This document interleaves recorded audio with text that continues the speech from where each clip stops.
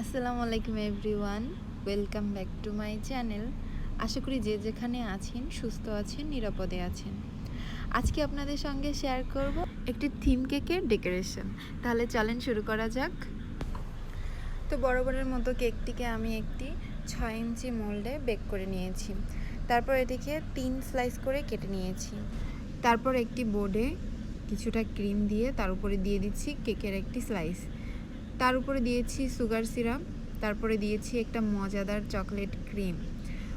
3টা লেয়ারই আমি সেম প্রসেসে কোট করে নিয়েছি।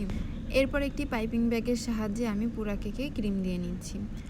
তারপর প্যালেট নাইফের সাহায্যে আমি কেকের সাইডটাকে সমান করে নিচ্ছি। তারপর একটি স্ক্রাপারের সাহায্যে ফিনিশিং দিয়ে নিচ্ছি। যেহেতু কেকটা 2 শেডের হবে, এই কারণে আমি প্যালেট নাইফে কিছুটা রেড কালার মিক্সড করে কেকের নিচে দিয়ে দিচ্ছি। এরপর স্ক্রাপারের সাহায্যে আবারও ভালো করে ফিনিশিং দিয়ে নিচ্ছি। যেহেতু প্রথমেই বলেছিলাম এটি একটি থিম কেক, তো আমি এখানে একটা কিউট কাপল স্টিকার দিয়ে নিচ্ছি।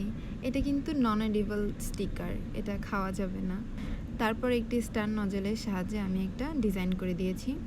তারপর একটা পাইপিং ব্যাগের সাহায্যে আমি পাতার ডিজাইন করে দিয়েছি। নিচে একটা ছোট স্টার নজল দিয়ে ডিজাইন করে দিয়েছি। এরপর দিয়ে দিচ্ছি সুগার বল। আমি উপরে দিয়েছি কিছুটা বড় সাইজের সুগার বল আর নিচে দিয়েছি ছোট সাইজের সুগার বল। তাহলে রেডি হয়ে গিয়েছে আমার কাপল থিম কেক। কেকটি অর্ডার করেছিল আমার একটি বড় আপু। তিনি ফার্স্ট টাইম আমার কাছ থেকে কেক নিয়েছে, আর রিভিউটা মাশাআল্লাহ অনেক সুন্দর একটা রিভিউ দিয়েছে। কোনো একটা টাইম আপনাদের সঙ্গে শেয়ার করব। বৃষ্টির মধ্যে ভিজে আমি এই কেকটি ডেলিভারি দিতে গিয়েছিলাম। তো কেমন লাগলো আজকে ডেকোরেশন?